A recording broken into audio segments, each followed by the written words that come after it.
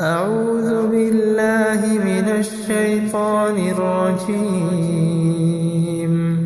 بسم الله الرحمن الرحيم.